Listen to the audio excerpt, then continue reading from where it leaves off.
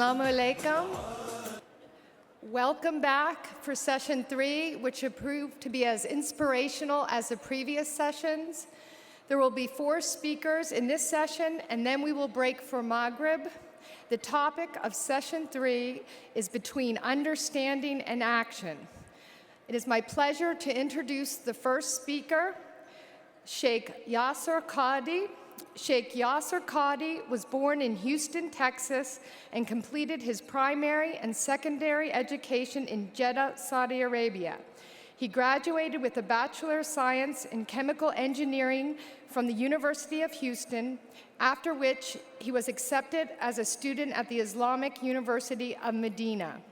After completing a diploma in Arabic, he graduated with a BA from the College of Hadith and Islamic Sciences. Thereafter, he completed an MA in Islamic Theology from the College of Dawah. His published works include Riya, The Hidden Shirk, Dua, The Weapon of the Believer, and an Introduction to the Sciences of the Quran. Sheikh Qadi is currently pursuing his doctorate in religious studies at Yale University. At Al-Maghrib Institute, he teaches the Light of Guidance and the Light Upon Light seminars, which focus on Aqidah. Sheikh Qadi will be speaking on mobilizing the Muslim youth, strengthening faith, fostering action.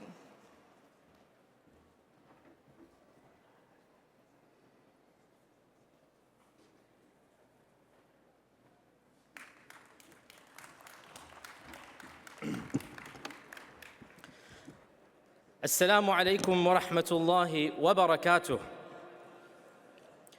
Alhamdulillah, wa salatu wa salamu ala rasulillahi wa ala alihi wa sahbihi wa man walah. Amma ba'd. We stand today at a significant juncture in our history.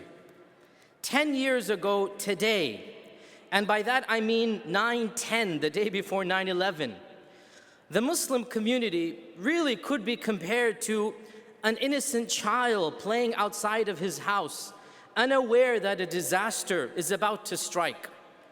And on 9/11, that disaster struck. And a calamity befell that household that forever changed this child's life. In many ways, the Muslim community was forced to grow up overnight and face realities and problems that it was simply not prepared for. The terror of 9/11 was horrific, the carnage ghastly. The images continue to be haunting. In my hotel room last night, every news agency was showing videos of that day. And even though we've seen those videos so many times over the last 10 years, they never cease to be as riveting and as haunting as they were when we first saw them a decade ago. I, along with all other American Muslim leaders, unequivocally and unconditionally must condemn those who perpetrated those acts and firmly believe that they do not represent Islam or the teachings of Islam. However, as Muslims, we firmly believe that there's always some good that comes out of evil. And there's always positive repercussions of anything that happens. And on that day, the Muslim community, although it suffered a great loss, also began to realize things that it should have realized way before that. The Muslim community was galvanized into an action. 9/11 was a catalyst. It was a necessary catalyst that the Muslim community needed in order to understand that it was living a very childish life, a very naive life before 9/11. 9/11 allowed Muslims to understand that we need to cooperate together, that we need to build bridges between different communities, bridges that should have theoretically been there from the beginning but did not exist. And so post 9/11, we saw for the very first time bridges being built between Arab Muslims and Pakistani Muslims, between immigrant Muslims and between African American Muslims, between Al-Maghrib Institute and Zaytuna College, and the list goes on and on. Post 9/11, Muslims realized that they needed to be actively engaged in the media, in politics, and in civic service. Basically, Muslims realized that they need to be a part of the framework of the land that they live in. And for the very first time in American Muslim history, and this is extremely symbolic, brothers and sisters, this is unprecedented. For the very first time, some immigrant parents actually supported their children's decision to choose majors in fields other than engineering and medicine. And if you're a child of immigrants, as I am, then you know how groundbreaking that decision is. Now, the real question here today, 10 years after 9/11, is, have the events of 9/11 truly taught us to be proactive instead of merely being reactive? Yes, it is good that we realize the need to unite and the need to be politically engaged and the need to be socially relevant. We should have done that a long time ago. So 9/11 was a type of catalyst. It was our growth spurt, if you like. But we still have many other needs that are as of yet unfulfilled. Are we going to be proactive about addressing those needs, or will we wait, God forbid, for another catastrophic calamity, for us to be facing another catalyst? Are we going to be thinking about our strengths and weaknesses, about our problems and issues, or are we going to be lackadaisical as we were pre-9/11? As we stand here today, commemorating those innocent souls who lost their lives on that fateful day, criticizing those who caused such senseless death and such catastrophic mayhem, it is also useful to reflect on two issues. Firstly, a message to those misguided individuals, few as they may be, who actually believed that the carnage was deserved or even justified. To them I say, look at the results of the last 10 years and see what good has come out of it for the Muslim world. 2 colossal wars, hundreds of thousands dead, most of whom are Muslims in Muslim lands, civil liberties threatened, Abu Ghraib and Guantanamo, and the list goes on and on. The people who perpetrated 9/11 claim to be fighting to free the ummah. They wanted to free Palestine. They wanted to send a message to America to stop interfering in the lands of the Muslims. And they were wrong on each and every one of their presumptions, brutally wrong on all counts. Let this be a clear lesson for those overzealous and misguided youth, few as they may be, but they still exist. Let this be a clear lesson for those overzealous and misguided youth, that the way of violence is not only un-Islamic, it is also counterproductive. If you refuse to learn from the Quran and Sunnah, if you're not going to read the book of your Lord to tell you that killing innocent people is not a part of your tradition, if you're going to be too narrow-minded to understand that our Prophet ﷺ was the prophet of mercy and not the prophet of terror, if you're going to shut your eyes to all the religious texts, then at least learn from history and understand that perpetuating violence inevitably results in yet more violence. The second message that we have to learn from 9/11 is that we really do need to discuss where this rage and where this blind anger came from. We do need to discuss what motivated those terrorists and those who simplistically blame the religion of Islam or wish to ignore that blind rage.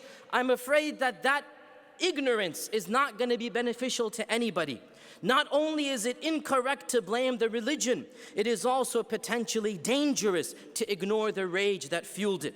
And let me be very clear here.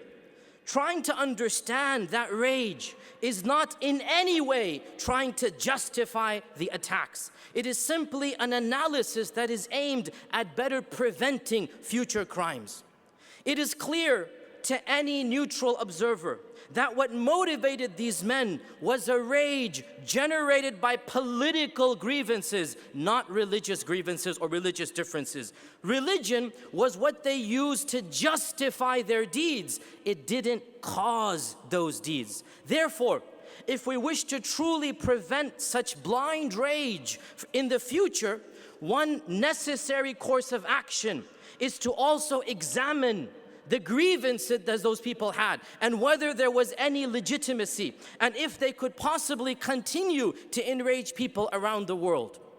Now, before I proceed, we need to point out that for far too long, American Muslims have been stigmatized when they dare criticize any foreign policy of their own country. For far too long, American Muslims have been wary even of such criticism because such criticism is invariably viewed as somehow being indicative of deeper feelings of hatred or perhaps even treachery.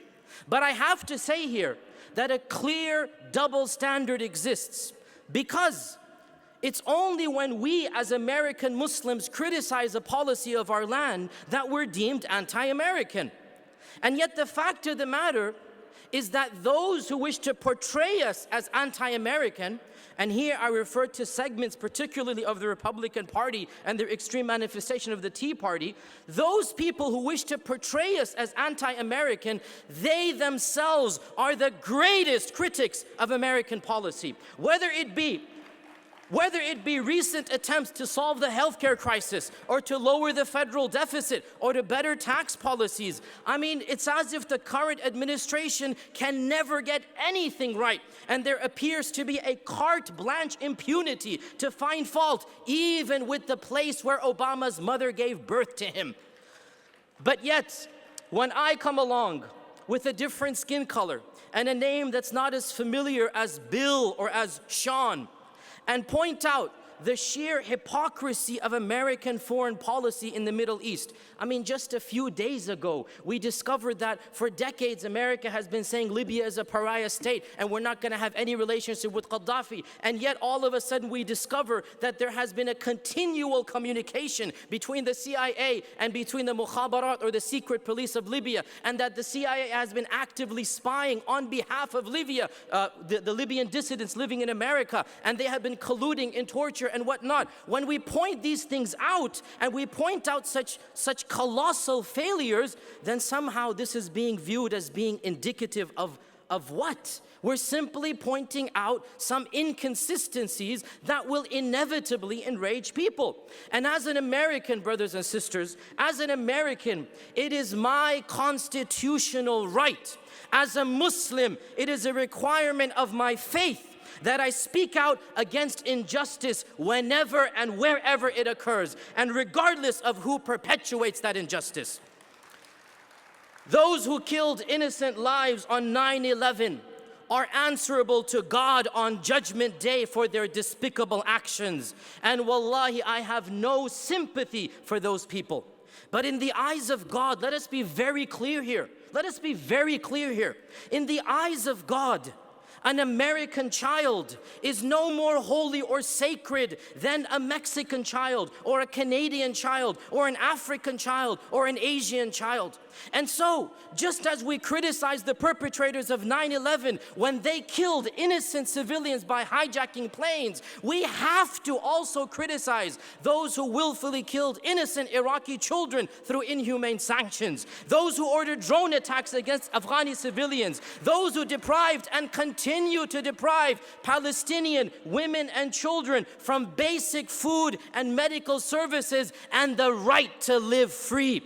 Brothers and sisters in Islam, until we speak out and talk about these problems, we're not going to solve them. And until we solve these problems that is causing so much rage, the world will continue to be an unsafe place. The fact of the matter, and nothing should shy us away from saying this, the fact of the matter is that our foreign policy is an imperial catastrophe of the highest magnitude. That our military might has become an economic weakness. It's become an economic black hole, sucking everything into it. Do you know that we as one nation, America, spends more on our arms and our military than all of the nations of the world combined? There's something seriously wrong with that.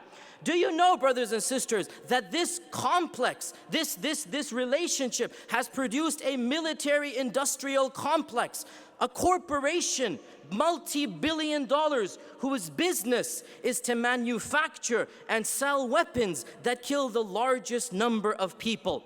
And for that business, war is the best business, even if it kills people.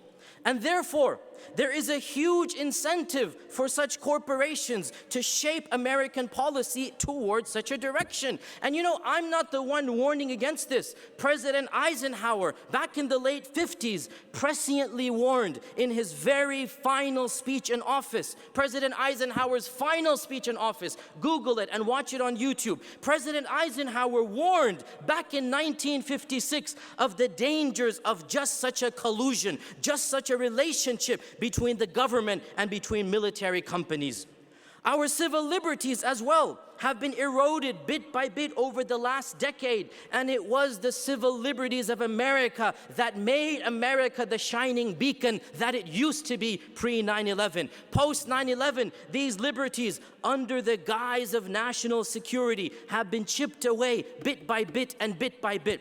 But this same excuse, national security, is the excuse of foreign dictatorships and of evil potentates when they strip away their own country's freedom. Wallahi, those of us who lived pre-9/11, we never expected to see these types of civil liberties taken away post-9/11. We never expected that people would quiescently allow strangers to go and frisk them sexually at the airport, all in the name of security. We never expected that our own government would be able to spy on us, would be able to set us up for sinister plots. This was simply unbelievable. Slowly but surely, in the last 10 years, we have seen all of this and more.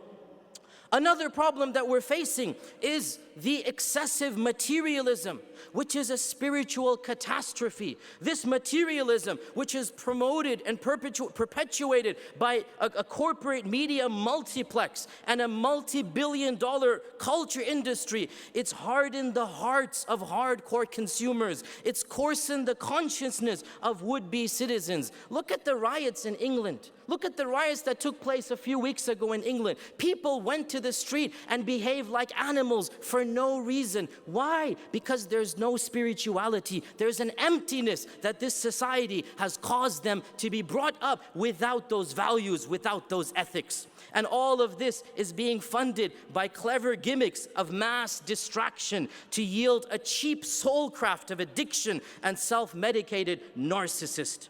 Our two main political parties pretend to give an illusion of diversity, but as Chomsky and others have pointed out, they merely offer slightly alternative versions of oligarchic rule, and both of them are beholden to the super rich. In light of all of this ambiguity, in light of all of this mess, President Bush came so many years ago, and many in America still follow this line, and he wanted us to take sides. You're either with us or against us. To choose to either be with one mess or another mess. And both of them have their pros and their cons. And this message was exactly the message echoed by bin Laden. It is still being echoed by Anwar al-Awlaki, that you have to choose sides and you cannot be in the middle. But it's not as simplistic as that, brothers and sisters. The world is not black and white. The world is color. And those who want to look at us and tell us to look at the world through black and white lenses, they're the ones blinded by reality. The world is a colorful place. There is no dichotomy of good and evil. There is no clear-cut Manichaean line of with us or against us. We as people of faith cannot indiscriminately choose sides when both sides are guilty of moral crimes. Instead, as Muslims, as people of faith, we will choose the truth wherever the truth might be. And so in some issues, we will point out the mistakes and errors of our own nation, and in other issues, we will point out the mistakes and errors of our co-religionists, and that is exactly what our Lord tells us to do in the Quran. And in speaking this truth, this bitter truth, it is very possible that we will gain more enemies than we will friends, because that's what happens when you speak the truth, the whole truth, and nothing but the truth. But we as Muslims believe that this is the path that our Lord has ordained for us, and we hope to rise to that challenge. It is a daunting challenge, make no mistake about it. We are simultaneously attacked on so many different fronts by a suspicious government that doesn't know what to believe about us, by law enforcement that presumes that the best course of action is to ensnare, disillusion, brainwash, misguided teenagers in deceitful ploys, by a gullible, scared public worried about another attack, by media pundits and egotistical politicians whose sole desire appears to be to boost their own ratings and popularity, even if it be at the expense of American unity and American security. And we're even attacked by elements from within our own ranks, extremists in every sense of the word, who view us as sellouts and who call us hypocrites merely because we refuse to join them in their violent manner of expressing their blind rage. But to all of them and more, I say, go ahead and bring forth your worst, because in return, my faith, my Islam, my Iman dictates upon me that I'm going to put my trust in Allah and reply to your worst with my very best. Idfa' billati hiya ahsan. Respond to evil with good. This is the command from Allah, and it is the command that I shall take to heart. And lest one get the impression that my analysis is all dread and gloom, of course that is not the case. For every story of hate, there's also a story of compassion and mercy. In my own city of Memphis, when the construction of our new mosque was delayed due to unforeseen circumstances, and we didn't have a place to pray Taraweeh last year, the mega church across the street heard of our plight, and they reached out to us, and they insisted that we use their facilities every single night for Salat al-Taraweeh, which means from 7 p.m. to 11:30 p.m. every single night for 30 days. And in fact, they refused to take any payment from us for that act of generosity. My dear brothers and sisters, what that church did in allowing us to pray in their sacred space, what our own Prophet Muhammad ﷺ did when he allowed the Christians of Najran to pray in his holy masjid, that is what true faith in God brings about. Compassion and mercy, not hatred and bigotry. In the last few minutes of my speech, I'd like to stress that one of the lessons that we should have all learned by now is the need to move past simplistic slogans. The realization that any victory will not be gained instantaneously. Progress will only be achieved through hard work, not by fancy rhetoric and good speeches. And this is the only way. This is the only way that we're going to move forward. Brothers and sisters in Islam, the gist of my message to myself and especially to the youth over here is that no one person can do this job single-handedly. And all of us, each and every one of us, has to do our part. We all have a role to play. Reflect upon this, my brothers and sisters in Islam, that the beloved Prophet Muhammad sallallahu alaihi wasallam, he was born in Mecca as an Arab. He lived amongst a specific society and culture. He was surrounded by immorality, by idolatry, by racism. He faced the worst Islamophobia imaginable. So what did he do? Ask yourselves this question. What did he do? Did he run away from this evil society? Did he cut himself off and live an isolationist life? Did he scowl in the faces of the Quraysh and said, I don't care about any of you, you're all dirty kuffar going to hell? Is that how he spoke to them? Or did he choose to remain in that society in order to better that society? Do we not have a role model in our Prophet Muhammad sallallahu alaihi wasallam? In the face of such hostility, surrounded by every evil imaginable, by the worst Islamophobia ever, he showed the people of his city, the people of his time, the people of his place, the meaning of righteousness and the reality of true spirituality. Surrounded by darkness, our Prophet Muhammad sallallahu alaihi wasallam didn't try to find a light. He became the very light that Allah subhanahu wa ta'ala sent. And that is why he is called Sirajan Munira. He became the blazing light to show the reality of what this religion is to the people around him. O Muslims, and especially my younger brothers and sisters, do not listen to the voices that preach hatred amongst us. Do not act on emotions alone. Use your intuition and use the common sense that Allah has given you to judge what is right and wrong. And remember that our Prophet ﷺ taught us to be merciful and compassionate even in the face of blatant hostility. All of you are aware of the story of Ta'if and the Prophet ﷺ's response to the people and the angel that came to tell him about the people of Ta'if. And that is why Allah calls him in the Quran, وَمَا أَرْسَلْنَاكَ إِلَّا رَحْمَةً لِلْعَالَمِينَ. We have only sent you as a mercy, not a curse, not a plague, not a terrorist, not somebody to hate and despise. We have sent you as a mercy for all of mankind. O Muslims, we should be proud that ours is the religion of mercy, revealed to the Prophet of mercy by the Lord of mercy. And this aspect of mercy is what we need to show and to prove to the people around us so that they see the true message of this religion of Islam. We should never be ashamed of our religion. There is no need to hide our faith. Quite the contrary. We declare boldly and proudly that our religion is what gives us hope and meaning. Our religion is what gives us a meaning for our lives. Our religion inspires us to be moral, even if the whole world around us becomes immoral. Our religion gives us the spirituality and the tranquility that this materialistic era completely lacks and is deprived of. And we say boldly and firmly, but with politeness as well, and unabashed pride to our fellow citizens, and in fact to the whole world, we say to them that if you wish to experience this peace, if you wish to experience this tranquility, then believe as we have believed, and all of this and more shall be yours.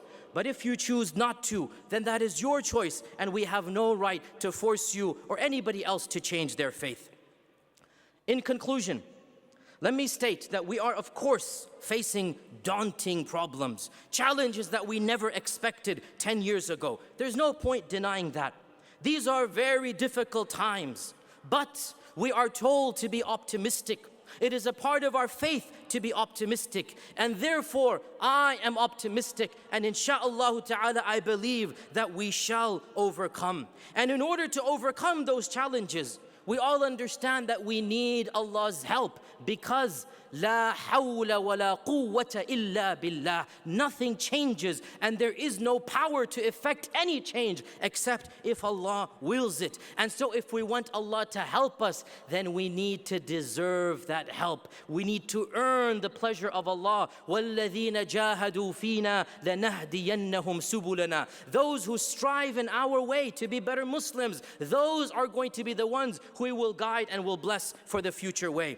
O Muslims, the bottom line is that the only thing that we can do in the face of all of this hatred and Islamophobia is really to turn back to Allah and to turn back to the sunnah of the Messenger of Allah, to strive what we can to have a relationship with our Lord and to live our lives as God-fearing, practicing, honest Muslims. Brothers and sisters in Islam, we don't just have to talk the talk, we have to walk the walk. We have to embody the very virtues of our religion. We have to impersonify what our religion stands for. And in the end of the day, this is all that we have been commanded to do.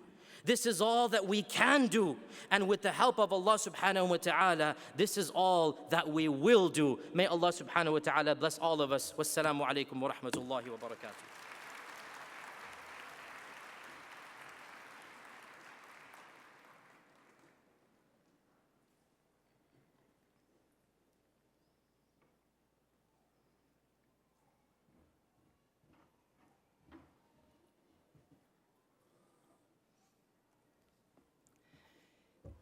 It is my great pleasure to introduce our next speaker, Karen Armstrong. Karen Armstrong is a prominent scholar of religion and society. She is a former Roman Catholic nun who left a British convent to pursue a degree in modern literature at Oxford. She has written more than 20 books on faith and the major religions, studying what Islam, Judaism, and Christianity have in common, and how our faiths have shaped world history and drive current events. She has been a frequent contributor to conferences, panels, newspapers, periodicals, and throughout the media on both sides of the Atlantic. Karen Armstrong also is the author of 3 television documentaries and took part in Bill Moyer's television series, Genesis, A Living Conversation. In 1999, she was awarded the Muslim Public Affairs Council Media Award. In 2008, Karen Armstrong received the prestigious TED Prize, which is awarded annually to an exceptional individual who receives a monetary award and one wish to change the world. Her TED Prize wish asked the organization to help her assemble the Charter for Compassion, a document around which religious leaders can work together for peace. Karen Armstrong will be speaking about the Charter for Compassion.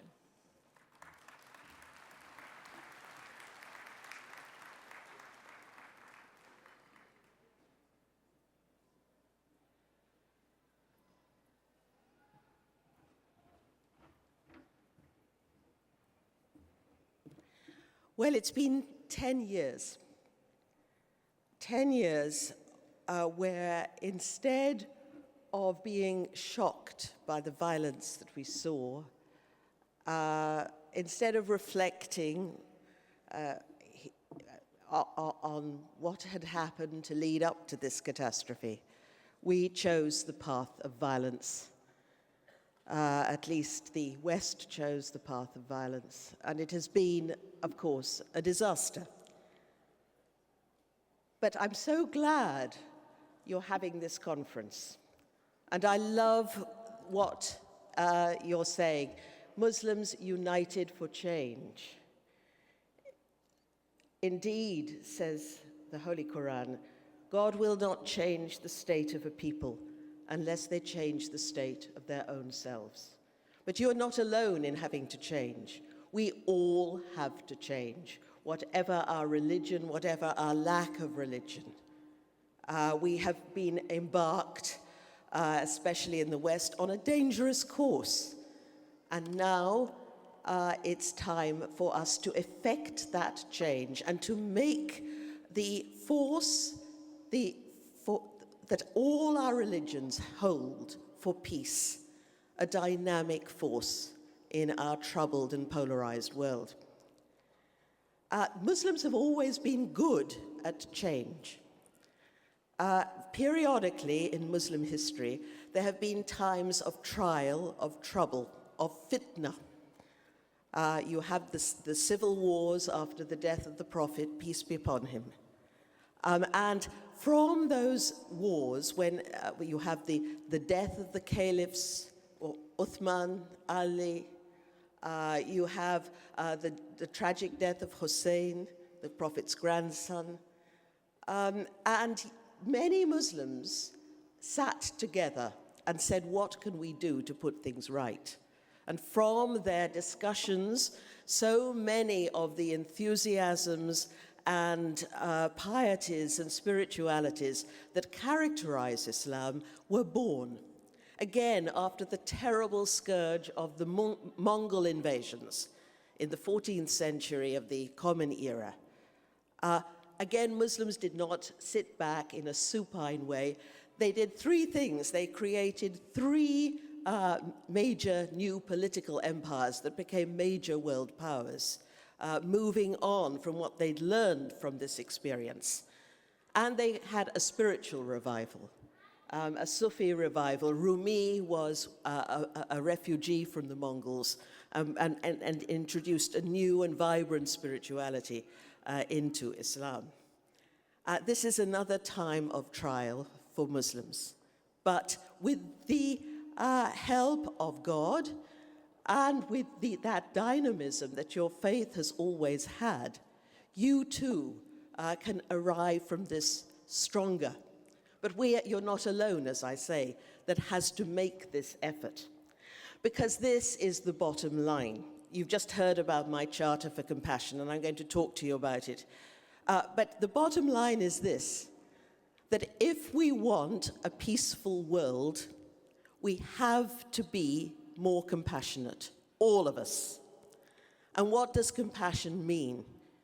I don't need to tell you what is the Quran, but a call for compassion, a call for action in the world to create a just and decent society where all peoples, whoever they may be, however vulnerable they are, however disadvantaged they are, can live together in mutual respect and peace and security. The English word compassion comes from a Greek and Latin root. It means kompathein, it means to endure with another person, to put yourself in somebody else's shoes. And it's a spirituality that has been the core of every single major world faith. Every single major world faith has said that it is this compassion that is the core of and the test of true spirituality.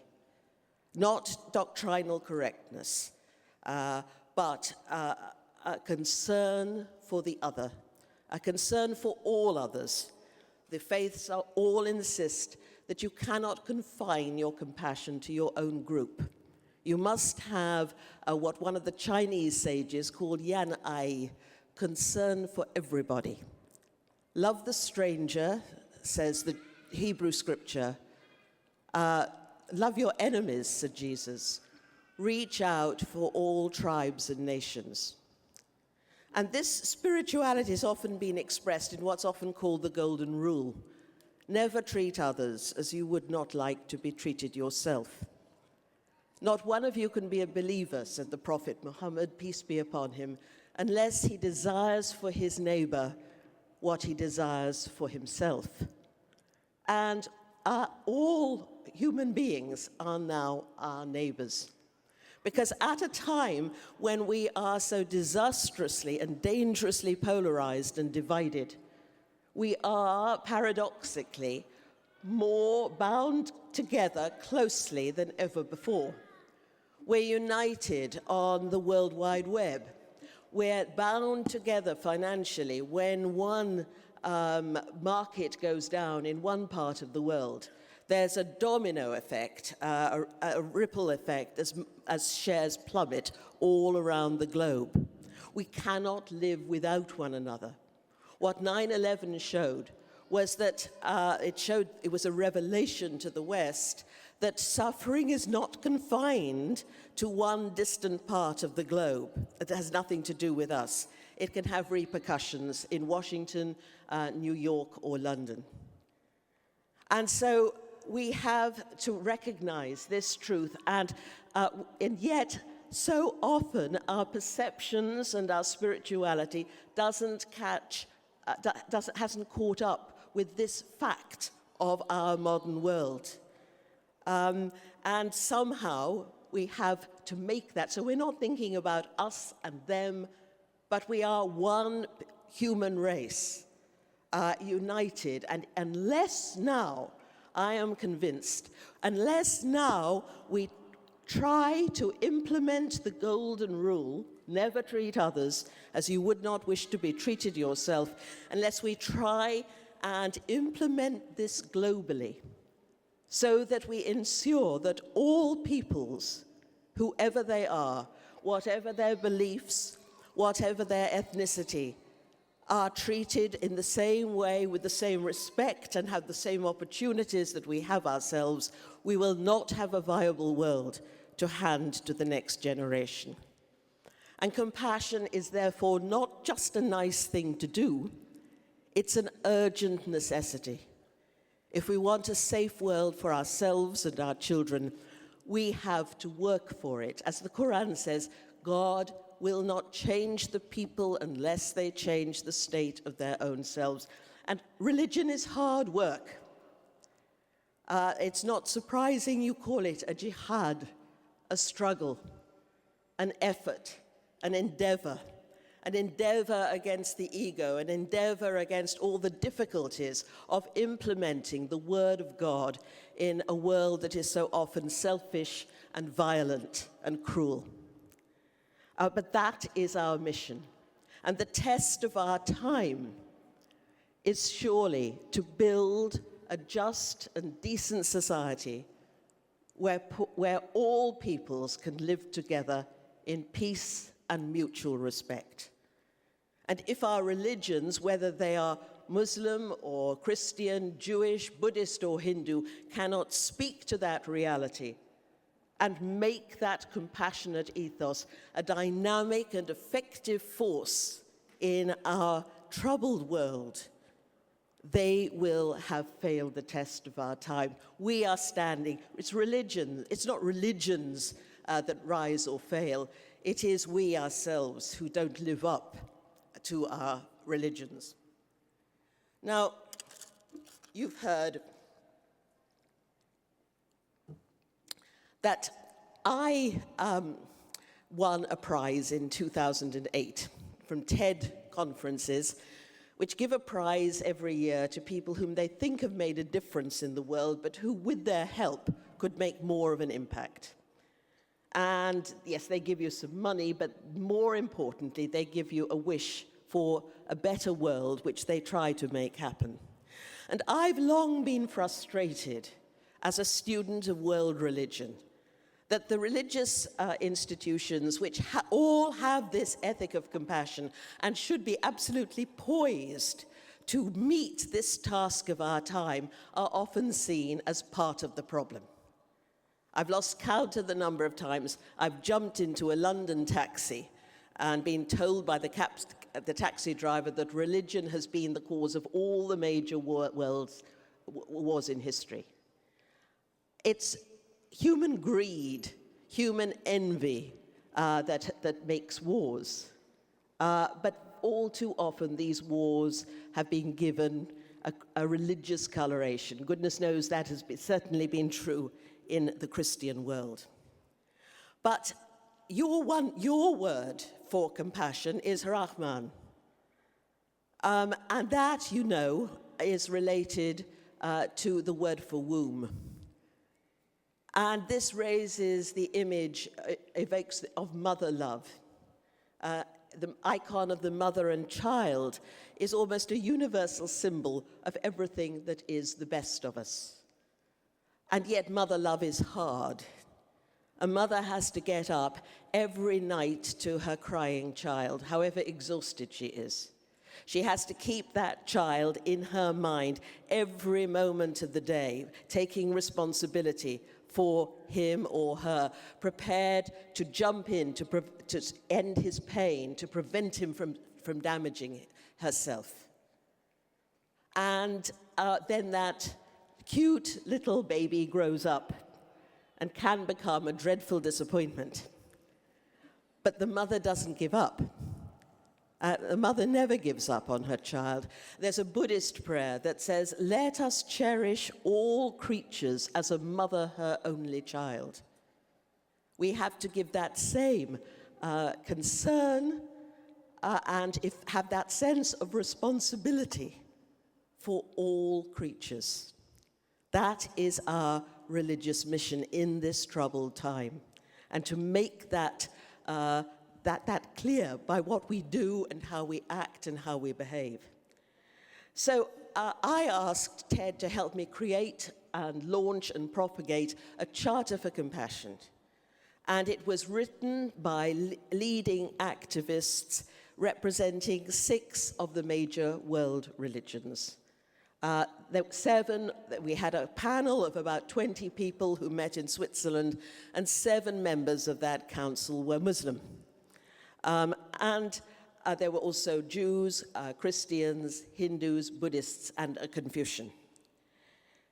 And what has astonished me has been the enthusiasm with which this charter has been taken up. But what has also surprised me is that the people who have come forward to help me make that charter, which is a call to action in our world, an effective force, have not been the religious leaders. They have, without exception, been businessmen and women. Many of them are religious, but they come forward and are working together in teams, and that's very good for me. This is something I could never have envisaged. I have the business head of a chicken, but I could never have predicted this. But it's good for me because I'm a person who has ideas, but I don't know how to implement things as a business person does, strategically and practically. They are now working creatively and practically and realistically to make that compassionate ethos a real force in our polarized world here in the United States. But I have, and I tell you this with such joy, the real leader of the Charter, in my view, is Pakistan.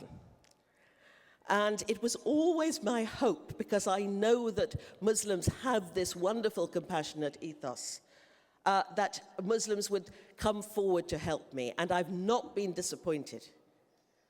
In Pakistan, that country, which, as you know, is on the front line of the divisions that are ready to implode in our world, businessmen have come forward, and in every one of the 3 major cities, there are teams working to implement the Charter in teaching the young people about the ethos of compassion in various ways. My favorite project is that the company that makes Sesame Street has introduced a compassionate character. And I said I wanted this guy to be really cool. I didn't want him to be some simp or wimp, but to be clever and funny, and sometimes perhaps to make mistakes, because we all fail in compassion. It's difficult. It requires a real struggle, a jihad, day after day. And the children, the smallest children, preschool, will be familiar with this character and familiar with the ethos. They are now working closely with a team, similar teams in Jordan, who've just opening up a charter office in the Middle East. And during Ramadan, they posted they had a competition for people to post up one compassionate act a day. And there will be prizes for the most imaginative compassionate actions. Now, the idea is not so much these competitions, but to change the mindset of the people and bring compassion back from the sidelines to where it's often been relegated in religious discourse and certainly in political discourse, and bring it back to center stage, so that it becomes almost axiomatic for us to think of others in the same way as we think about ourselves, to listen to other people's stories, to listen to the pain that often underlies people's narratives instead of jumping in and correcting their accuracy, often for our own needs. And so I'm very, very happy to be working in Pakistan, in the Middle East, on this charter with these dedicated teams. But we need you here to join in. If you want to join on this, thank you. If you want to join this, you can find out about the charter on www.charterforcompassion.org. If you want to find out what's going in Pakistan, they have their own website too. There's a link to it, but it's charterforcompassion.pk.org. We have a choice. We are not automatons. Our religions are there, they're wonderful, but they are complex, and they need us to make them a force in the world. This is our mission, to make those ideals an effective force. But all our traditions are complex. They all have violent and exclusive tendencies. Certainly, the tradition that I was born into, Christianity, has those. Because that's because of the people we are. We are insecure and frightened and often violent people. And we've sometimes, all of us, failed, as the Charter says, to live up to the compassionate ideal. But we have a choice. We can either emphasize, as did the terrorists on 9/11, to emphasize those elements in our faith that speak of suspicion and exclusion. Or we can activate those that push us towards compassion, to respect for the other, to see other people's sacred rights. We have ourselves to be the change that we wish to see in the world. We cannot realistically expect our governments or the governments of our enemies to become more tolerant and compassionate and fair-minded if we ourselves give way to unexamined prejudice. The buck stops here. It's for us. So every single one of us has to make an effort. Compassion is not soft. This is what I want to leave you with. Often the word has got so enfeebled in the English language that people often think it means pity. I gave a lecture in the Netherlands a few years ago, and I specifically said, compassion does not mean feeling sorry for people. And yet every time I mentioned compassion in my speech, the Dutch translation in the newspaper translated it pity. It's ingrained in us, this thinking that compassion is somehow weak. It is strong. It requires us to rise above our received opinions, those innate prejudices that we all have. And sometimes it requires us to speak out. Again, when we see injustice and cruelty and unkindness and double standards and all those things, we have to speak out. But when we do so, this is the challenge. Let us ask ourselves whether we seek to improve the situation or to injure. Are we speaking out of anger, in which case we will do more harm than good and exacerbate those negative forces that we are complaining about? Somehow we have to take that ego. Sometimes when people are condemning something, you can almost see them swelling before your eyes with delighted self-congratulation. We all do this. I do it myself. This is ego, but this is the jihad, the internal jihad that requires us to lay that selfishness, self-obsession to one side and speak calmly and with conviction, but without anger, without hatred. It's not easy. I myself fall down several times a day. I have a very sharp tongue. But this is something we have to do. Brothers and sisters, it has been a pleasure and an honor to talk to you today at this conference. Let us join hands and work together for a more compassionate world. Thank you.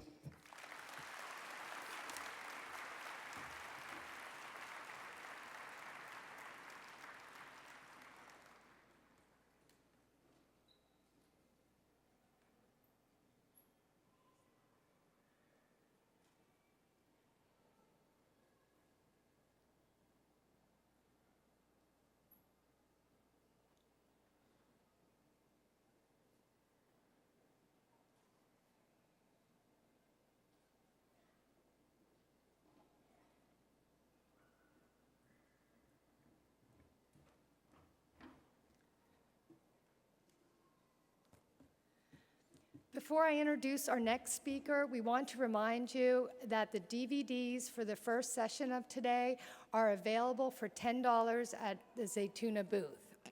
And now I would like to introduce our next speaker, Dr. John Esposito.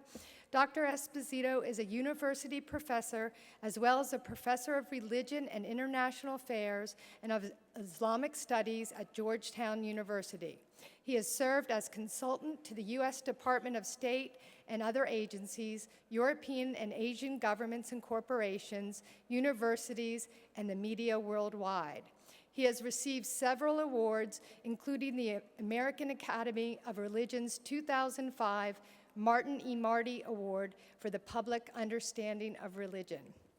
Dr. Esposito is editor-in-chief of the Oxford Encyclopedia of the Islamic World, the Oxford Encyclopedia of the Modern Islamic World, the Oxford History of Islam, the Oxford Dictionary of Islam, the Islamic World Past and Present, and Oxford Islamic Studies Online.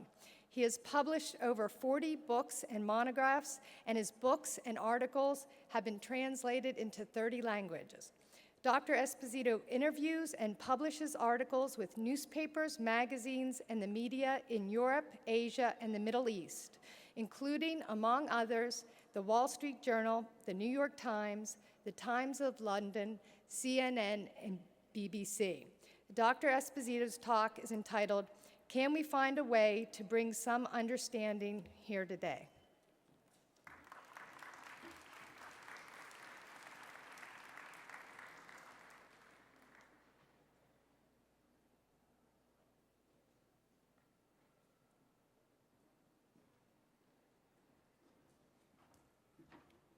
Assalamu alaikum.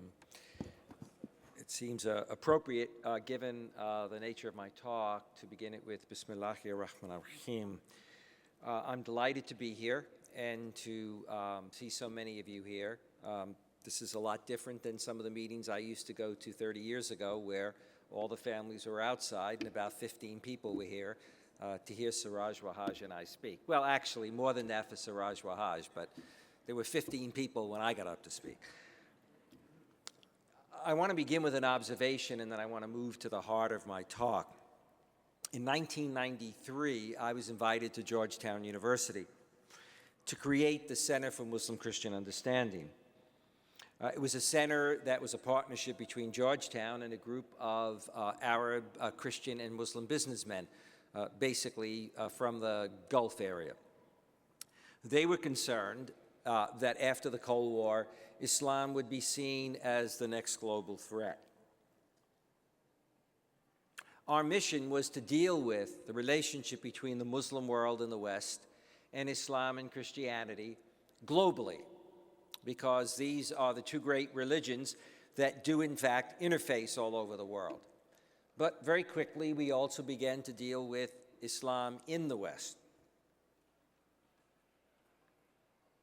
However, after a track record of what I would have considered to be remarkable progress, 9/11 came along. And I remember my International Advisory Committee had a meeting. And Walid Khalidi, a very prominent Palestinian intellectual who has literally lived and worked all over the world in issues related to Palestine, at that time he was also a professor at Harvard, said to me that he thought the center had been remarkable in its years, but that 9/11 had set us back some 20 years. And I'm a realist, and being from Brooklyn, I'm street smart, but I tended to feel it would be 10 rather than 20 years. Well, here we are 10 years later. And that's what I want to work with. Where are we now, and where do we go? While post-9/11 necessitated the U.S. and Europe responses to counter international and domestic terrorism, this tragic event has been widely exploited by far-right neocons, hardline Christian Zionist right ministers, and those that follow that line, including members of Congress and administrations, such as Mr. Ashcroft in the last administration and others, and xenophobic forces. Islam and mainstream Muslims have been brushstroked with terrorism, equated with the actions of a fraction of violent extremists. Major polls by Gallup, Pew, Zogby, and others have reported the extent to which many Americans and Europeans have and continue to have a problem, not only with terrorists, but also with Islam and Muslims. What about the impact of 9/11 on the Muslim American community? Despite appeals by Presidents George W. Bush, of happy memory or unhappy memory, and his successor Barack Obama, Islam and Muslim Americans, brushstroked by 9/11 and post-9/11 attacks, have in fact been made to feel, as we saw with the Park 51 event, as if all Muslims shared a collective guilt. And certainly one sees that with the tsunami of anti-mosque activities after Park 51 and with the Sharia frenzy that we've seen. Indeed, polls show, such as the Gallup World Poll and others, that when Americans were asked, what do you admire about Islam and Muslims, 57% said nothing or I don't know.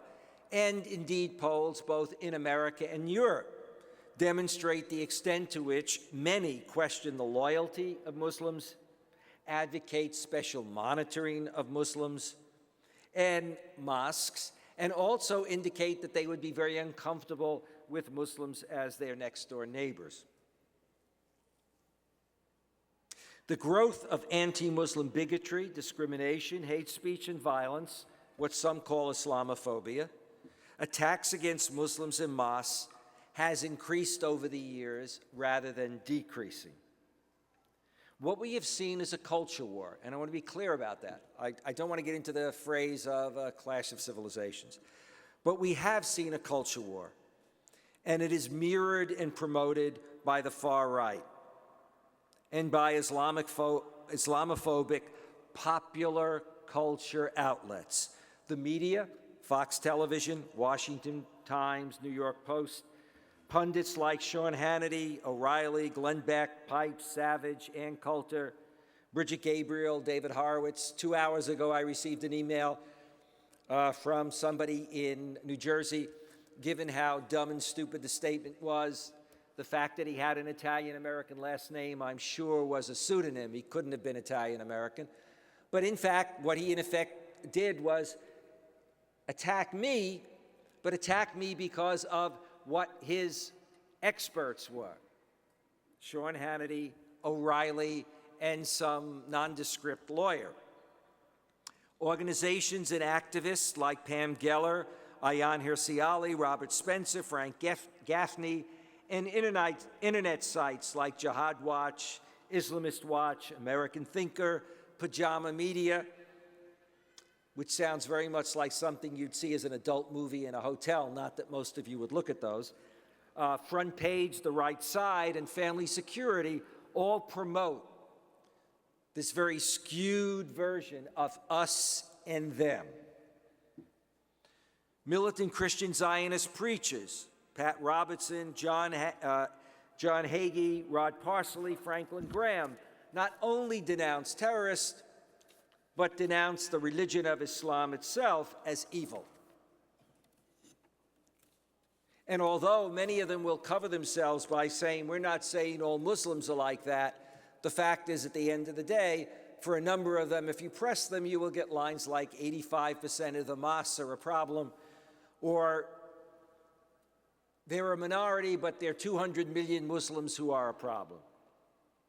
A new study by the Center for American Progress called Fear Incorporated, the Roots of the Islamophobia Network in America, points out, with no surprises, just looking at 7 foundations, that these foundations, whether knowingly or not, have in the last 10 years given more than $42 million to some of these folks. The fact is, that's the tip of the iceberg. They're just looking at those 7 foundations. We're not talking about what a lot of other individuals and groups have been giving to many of these people.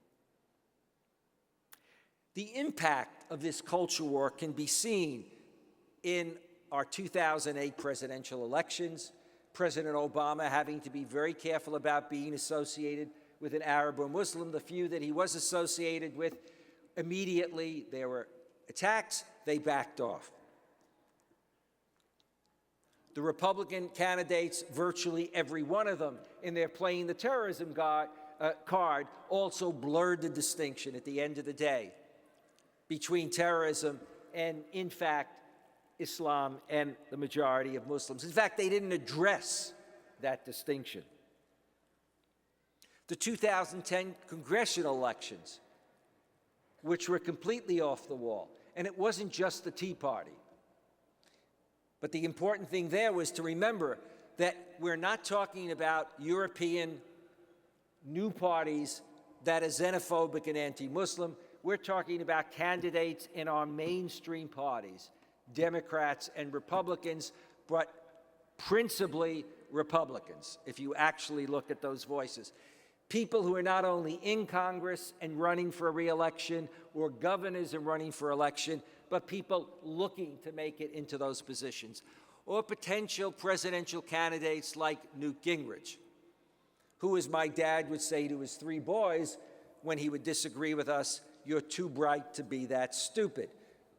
Gingrich with a PhD, a former Democrat who became a Republican, the first sign that he had fallen, but I'm not going to get into politics tonight, who then talked about not only the idea that he would introduce a federal law to ban Sharia in the United States. Problem is, who's calling for the imposition of Sharia, but also compared those who supported Park 51 to Nazis who would be demonstrating across from the Holocaust Museum.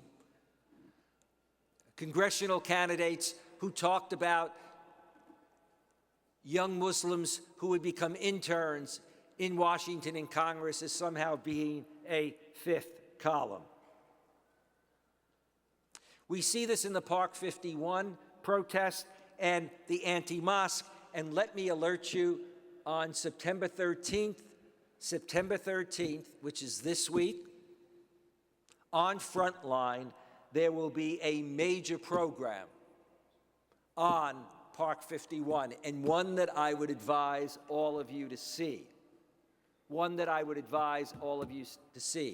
Not because one can expect that it will be overly controversial, but it is a program that I think will demonstrate that media can be a positive force as well as a negative force.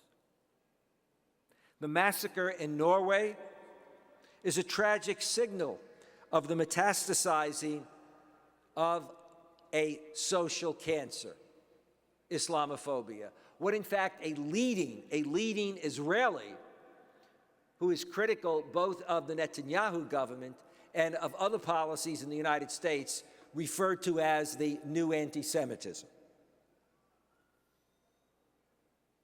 When you actually look at the manifesto of this assassin, it points out not only the danger of these folks in America, but how there's a transnational connection, because many of the people that he was reading were in fact Americans.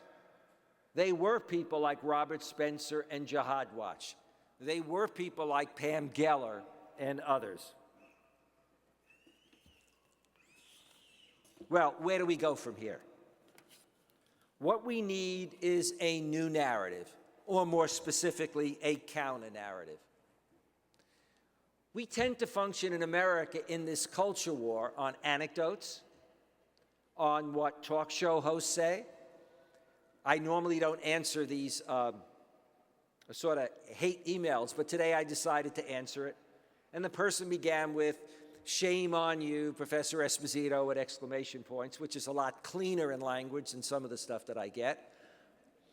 And he went on about what a disgrace I was for being anti-American and anti-Israel and never referring to anything specifically I said. And when I wrote back to him, and he referred to Sean Hannity, but when I wrote back to him, and I did point out to him various objective things that I had been doing and been roles that I have played advising government and other institutions in America that are very respectable, he basically came back and said, But this isn't as convincing, again, as what Sean Hannity and O'Reilly and others tell me. Well, a lot of this really is not fact, it's fiction. He never felt a reason to check out what they said. He never felt a reason to read about me or any of my Muslim brothers and sisters, my Christian brothers and sisters, and others to see what they say. They go with those single statements. So we need a counter-narrative based on facts, and we have those facts.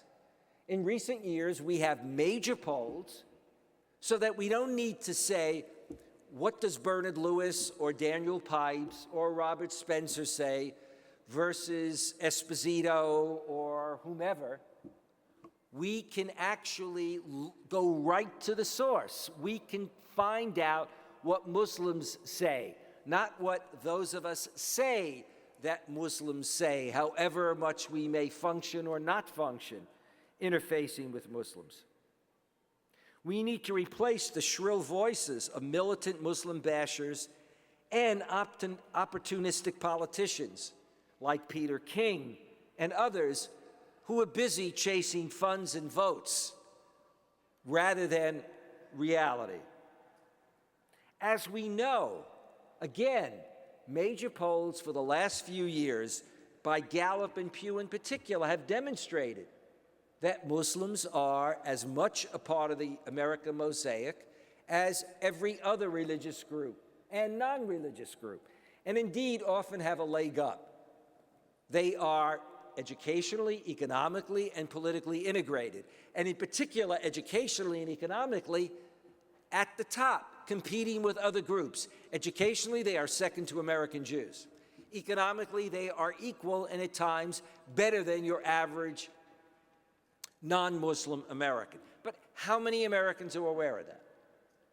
How many of the countercultural people who are out there, the politicians, the media commentators, the Islamophobes, ever refer to these facts? And if they see them, they attempt to simply dismiss them, as the wife of a senior Bush administration dismissed an Arab-American reporter who said before America went into Iraq, you know, this is going to have a blowback effect.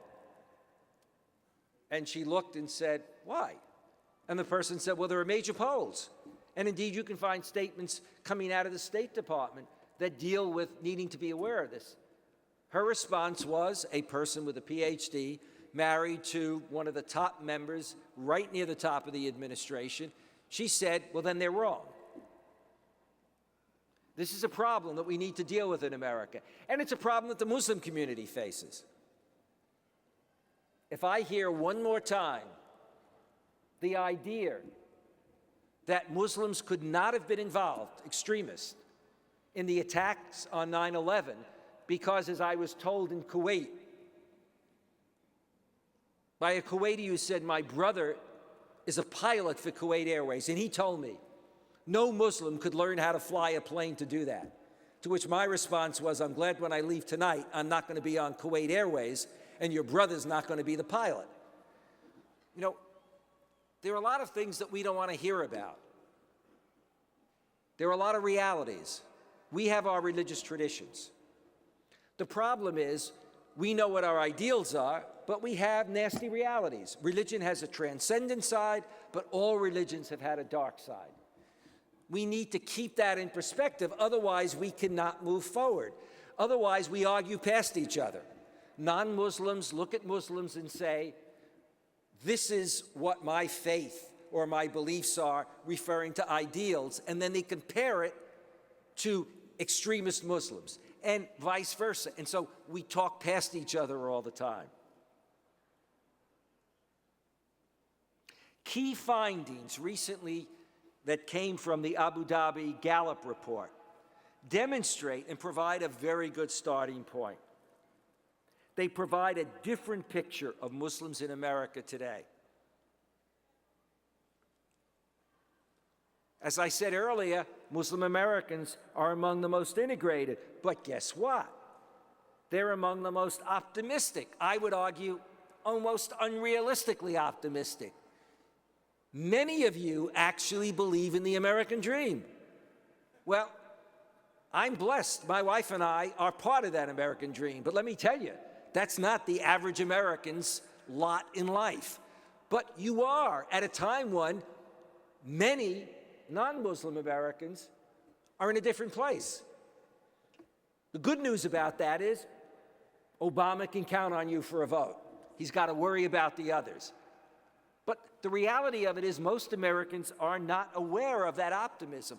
What they're also not aware of at the same time is that you're a unique community. Post 9/11, a community that is educationally so well placed, so well integrated, a community that at the same time can say that post 9/11, they are, either they or people they know or people they know in their community are under siege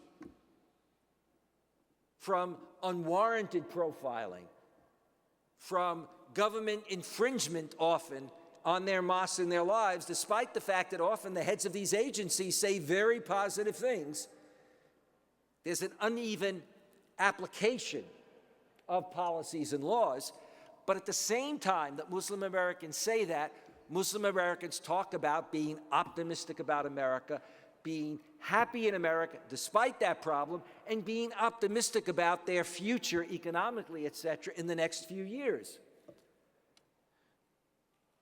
In contrast to many Americans who question their loyalty, overwhelming numbers of Muslims see themselves in their community as loyal Americans, some 93%. Overwhelming numbers of Muslims, more than non-Muslims, have a problem with justifying attacks against civilians.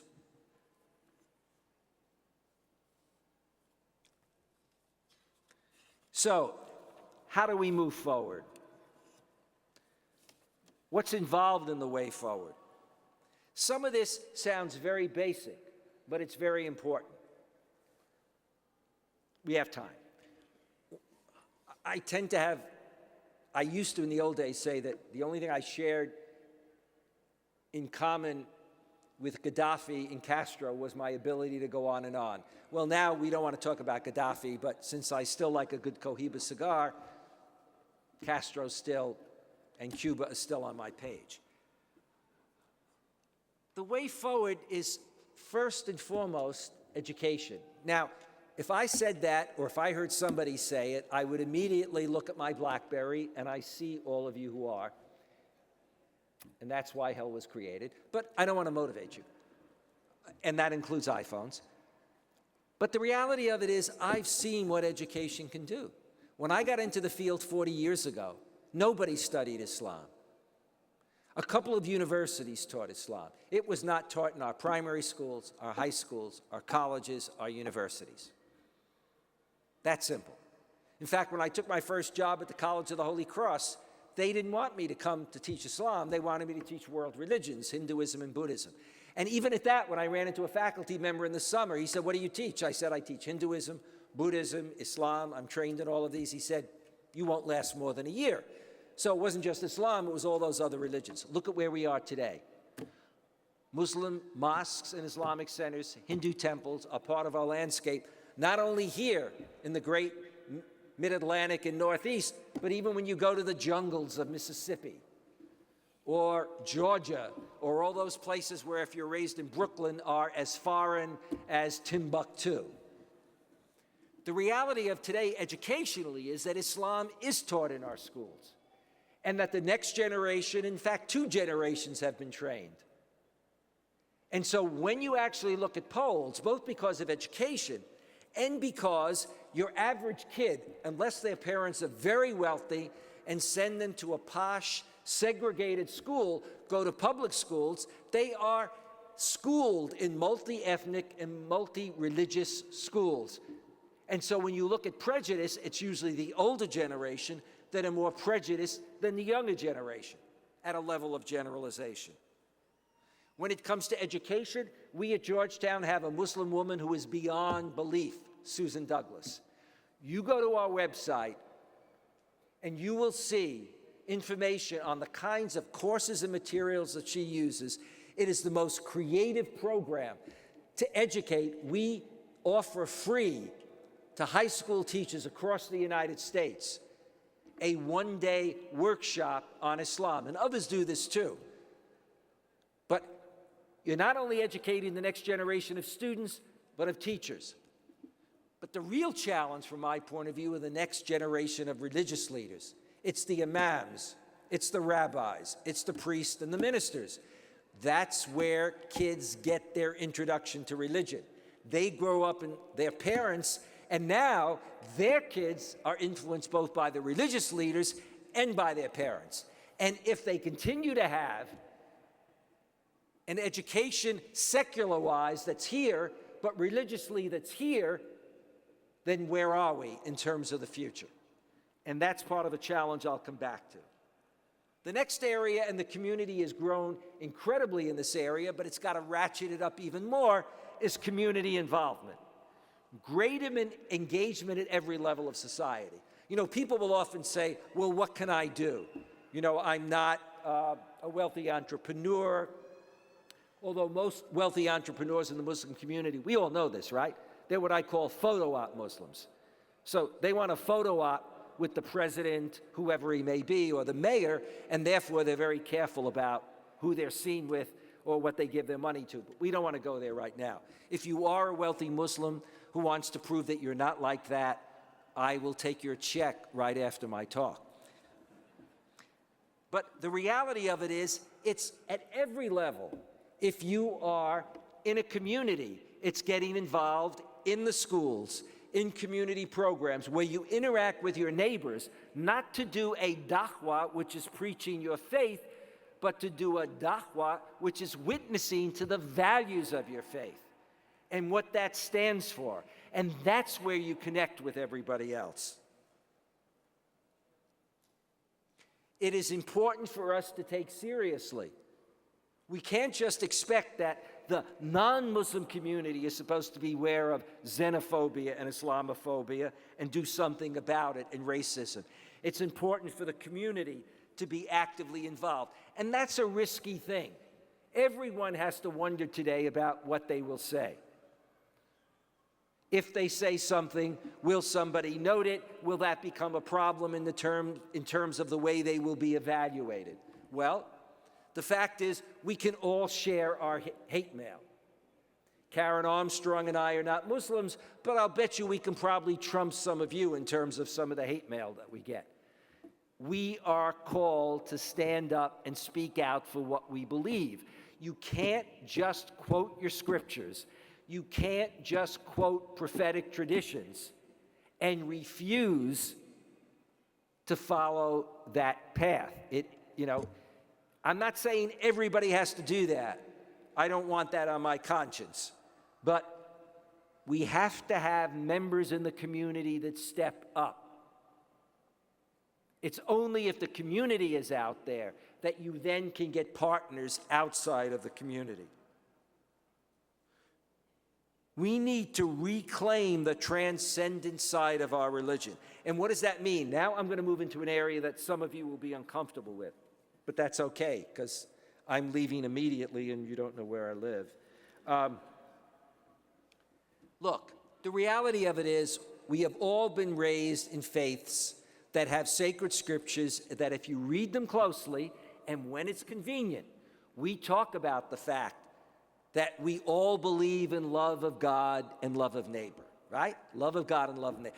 Common Word talks about that. But what's the dirty little secret? The dirty little secret is, who's the neighbor? And for many of us, the way we were raised is that the neighbor is really not somebody of another faith.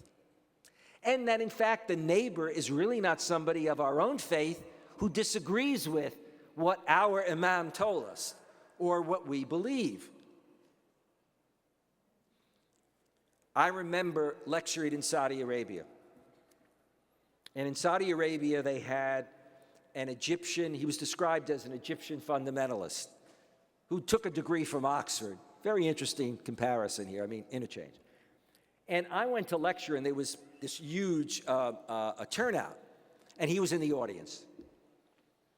And he got up, and he said, at the end of it, because he was upset that many of the Muslims were responding well, and he said, it doesn't matter what you say. He said, because according to our tradition, no matter what you say or do or believe, and no matter how good you are, if you're not a Muslim, you're going to hell. But even worse than that, as I went around, and I had gone to Imam Saud University to lecture on, and this was 15 years ago. I think it was the first non-Muslim ever invited to speak on Islam.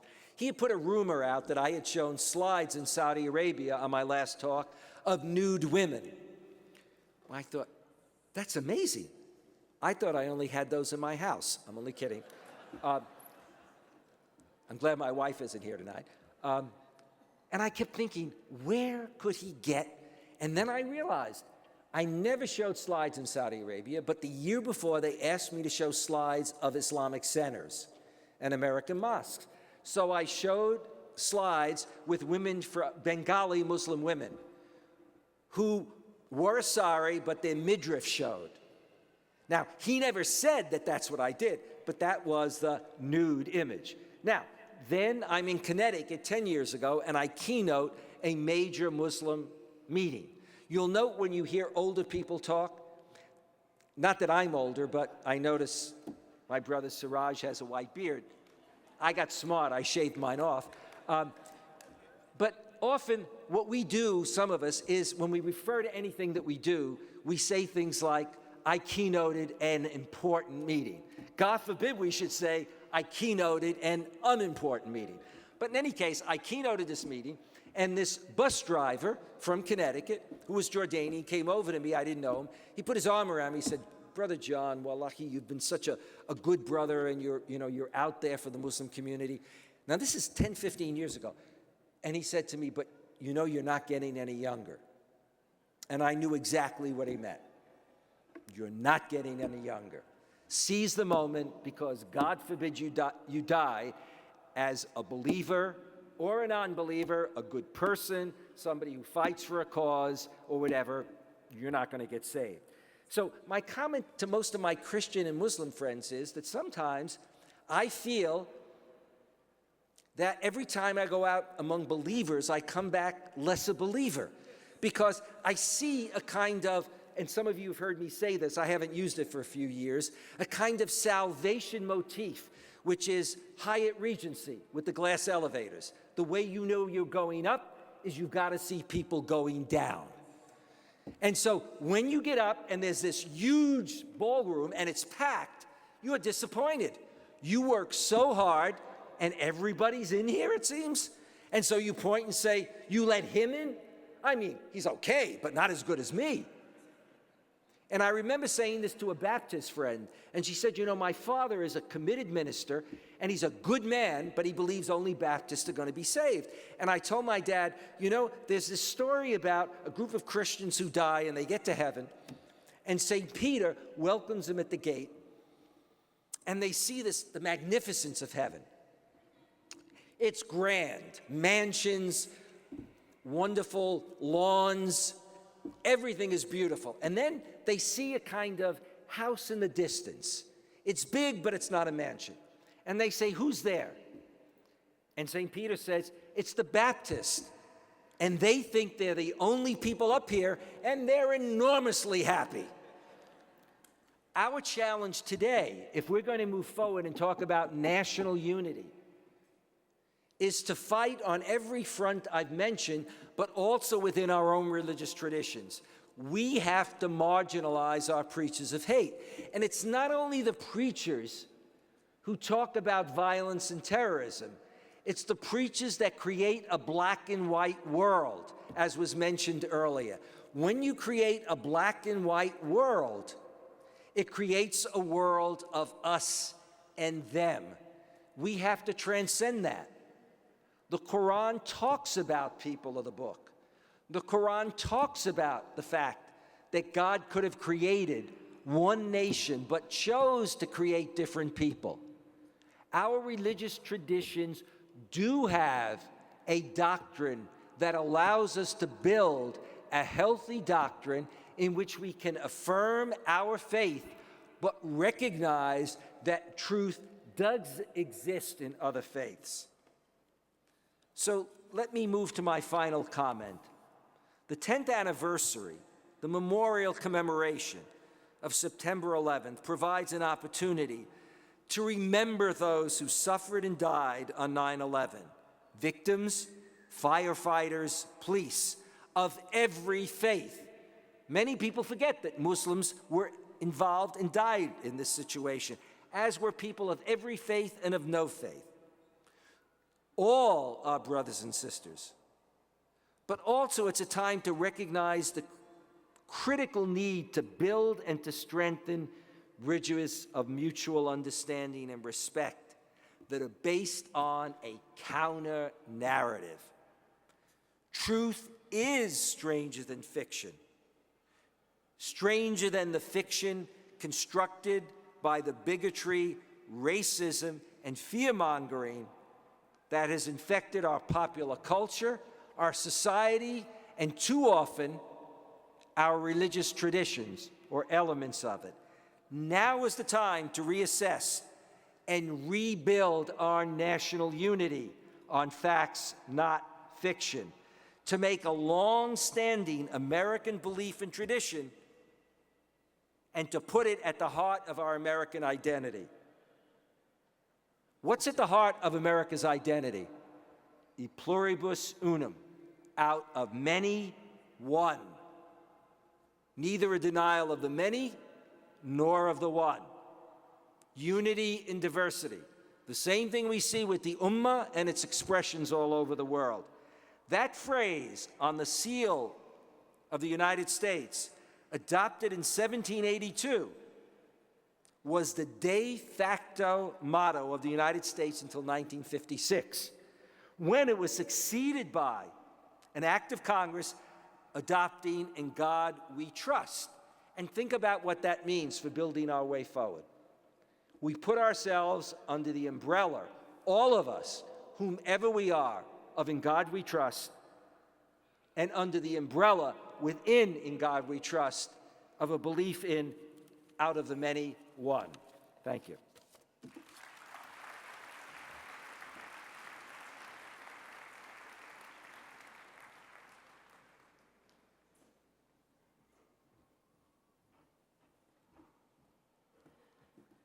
In a moment, I will be introducing Dr. Tariq Ramadan, but there are two items I would like to mention first. First, we found a flip video camera. If it's yours, please come up to me and identify it. Secondly, immediately following Dr. Ramadan's talk will be the Adhan, and then you could please come back here by 8:10 p.m. for the final session. It is now my pleasure to introduce Dr. Tariq Ramadan. Dr. Ramadan has been named by Time magazine as one of the 100 most important innovators of the 21st century. He occupies a unique place among leading Islamic thinkers. A Swiss national, he is a well-respected professor of philosophy at the College of Geneva and professor of Islamic studies at the University of Freiburg. In 2004, Dr. Ramadan was appointed Henry R. Luce Professor of Religion, Conflict, and Peacebuilding at the Kroc Institute at the University of Notre Dame in Indiana. Dr. Ramadan has written more than 20 books exploring the difficult issues of reinterpretation and reform within Islam itself and between the Islamic world and its neighbors around the globe. His books include, among others, The Quest for Meaning, In the Footsteps of the Prophet, Lessons from the Life of Muhammad, and Western Muslims and the Future of Islam. He also has published a total of 700 contributions or articles in collective books, academic reviews, and magazines. Dr. Ramadan serves as an expert in various commissions linked to the Brussels Parliament and is a member of several working parties concerned with Islam in the world and on the continent. Dr. Ramadan's talk will be on speaking truth and building power.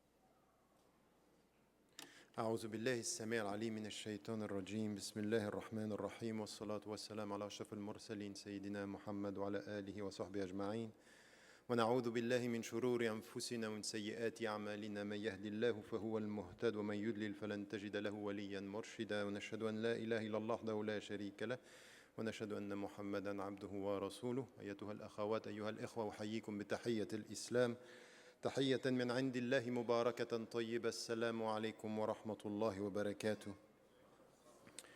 Once again, I want to thank the organizers for this invitation here and to do something about 10 years later, where we are, what we have in which way we have to assess what is happening and what is the way forward. And I think it's our responsibility as Muslims, it's your responsibility as Americans, and it's the responsibility of the thinkers, the intellectuals, the Muslim scholars, and all the scholars, by the way, who are trying to work for peace and better understanding, to come to a discussion about what is needed today and in which way we have to deal with the situation. Because the situation is, and as Karen Armstrong was saying, and once again, I am a great supporter from the very beginning. She asked me to be involved in this Charter for Compassion, in the first group of scholars, and I think that it's an important project, endeavor, and gathering the people to come together. And as she was saying, it takes effort. It's not going to be easy, it's difficult, but it's crucial. It's the heart of our respective traditions, with God or without God. 2 days ago, we were in Montreal with the Dalai Lama, and we were talking about that. And he, once again, took exactly the same example when it comes to Ar-Rahma, Sirat Ar-Rahim, the wound, and all this dimension of the image of the mother with the child and this relationship that we know in our tradition. This is a universal message. But once again, it's not going to be easy. It's not easy, it's not going to be easy. And it might be that if we look at the figures, we keep on repeating this. 10 years ago, just after September 11, I came back to New York. We were invited by the Time magazine to talk about the situation. And just after I left, we had a survey, and the great majority of the Americans, they were thinking that, no, what was done in New York was done by 66% of the Americans. This was a tiny minority. It was not representing Islam. And the noble attitude of the great majority of the Americans was to support the Muslims. 10 years later, more than 70% of the Americans think that the presence of Muslims in this country is a problem. I think that we have to look at it. We have to look at the fact that there are campaigns and these ongoing controversies. You think that you can go beyond, but it's shaping a climate, an atmosphere, a mindset. And this is why we can't. We are not going to win alone. It's not a Muslim business. As racism is not a black business, Islamophobia or anti-Muslim bigotry is not a Muslim business. It's a challenge for all human beings today, and we have to get it right. So if I have to go through all this discussion very quickly, because it's a question of time again, and we think about what happened and in which way we have to deal with facts, because I'm still struggling on my website, still struggling with some of my brothers and sisters sending messages and saying, oh, you have to say it's not us, it has nothing to do with Islam, this conspiracy, paranoia attitude. We still have to deal with this. We have to be serious about that. It's not good to be alone as leaders. We criticize and we call the people to come to a responsible mind and to face the reality. We are not followed by all the community. Many Muslims, they don't get it. So we have to be serious about that. Someone who is leading the community should listen to what is said within the community. It's a serious matter. And the point for me is not to deal with what I don't know, because there are many things I don't know. And for anything that I don't know, I'm right to ask questions. That's the way. Yes, I have questions about what happened. Of course I have questions. When I was in the task force in the UK, I was asking, why don't we have an independent inquiry to know what is happening? Because there are things we don't know. Questions are legitimate. But still, even though there are many things that I don't know, I have to take a stand on what I know. And this is where we are. What happened, I don't exactly know what happened, but I know that some Muslims today and yesterday, 10 years ago, they were saying that in the name of Islam, you can kill innocent people the way it was done. On this, I have the moral duty to say no. That's not Islamic diversity. There is an accepted diversity among Muslims, but if you tell me that in the name of my religion, our religions as a majority here, it's right to kill innocent people, I should stand up and to say no. Not only it's not Islam, no, no, no, no. No, please, remember. Just if we like what you are hearing, just think about it and take it as a responsibility to convey it outside. I don't like anything which has to do, once again, it's not a fatwa about the halal or haram dimension, it's just, you better think about what you hear. So my point is really to take a stand on what we know and to say that in the name of, there is an accepted diversity in Islam, but this is outside the accepted diversity. This is something which is wrong, and we have to say it. Now, as I am saying, as for what we don't know, we will carry on asking questions. And this is right. Because we might be citizens and ordinary citizens, but what we are telling to every single government and our government, we are voting for you to have a mandate.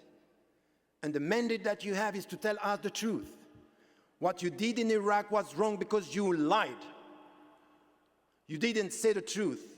And our responsibility as citizens is to stand up and to tell you, we are not going to deal with power in a way which is to forget about our rights. We have, as citizens, the right to the truth. We want to know what is happening.